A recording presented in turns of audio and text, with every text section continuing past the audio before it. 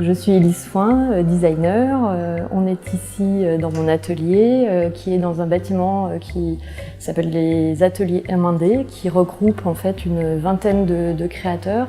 C'est un bâtiment de la ville de Paris qui a été finalement conçu pour maintenir et pérenniser les emplois de la création dans Paris. Donc on a une vingtaine de créateurs dans les champs de la mode, du design et des métiers d'art. Alors c'est vrai que moi en tant que designer, je suis amenée à travailler sur des projets assez divers et variés. Ça peut aller du petit éditeur de la PME française à petite échelle, comme des grands groupes de luxe ou même des objets complètement uniques pour des galeries, ou des projets de scénographie pour des institutions ou des marques. Et du coup, moi je travaille à la fois pas mal en maquette et en prototype parce que j'aime bien en fait toucher la matière, et puis pour certains autres projets comme les projets d'espace où là j'ai plus une démarche où je crobarde et puis où on fait des plans et de la 3D sur ordinateur. Voilà. Enfin, je crois qu'aujourd'hui le designer c'est quelqu'un d'assez multitâche et qu'on travaille avec pas mal d'outils à la fois très simples comme le papier, le pliage de papier, et à la fois des technologies plus avancées comme l'impression 3D pour faire des maquettes, etc. Alors, ce qu'on voit derrière moi, c'est un principe en fait de présentation que j'ai appelé le système T. Donc comme son nom l'indique, en fait, donc c'est un système de T. Donc c'est un tasseau qui permet en fait par un système de perforation de venir moduler en fait des tablettes de présentation sur lesquelles on peut à la fois poser des objets, des livres. Donc ça fait à la fois système de bibliothèque ou de présentation d'objets.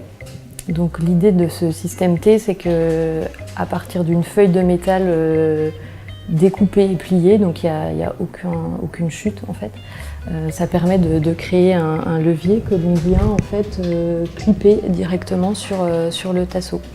Donc ça permet d'avoir une tablette qui est finalement assez minimale et qui est presque invisible, donc très, très droite en fait, sur lequel on peut venir poser ses objets.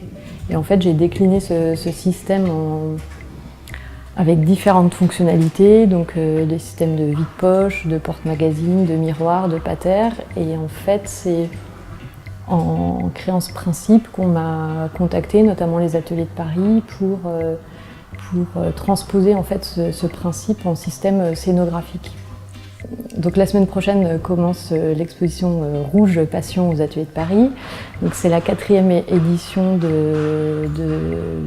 des expositions sur la couleur aux ateliers de Paris. Donc ça fait 4 ans en fait que je décline ce principe de présentation pour cette exposition. À chaque fois, c'est vrai qu'il y a un rapport entre la couleur et le système scénographique. Pour le bleu, qui était la première année, on avait gardé un système de tasseaux très régulier comme celui-ci, et les tasseaux étaient peints en bleu et ça reprenait la marinière qui est un peu le symbole de Paris, comme le bleu est le symbole de la France et de Paris.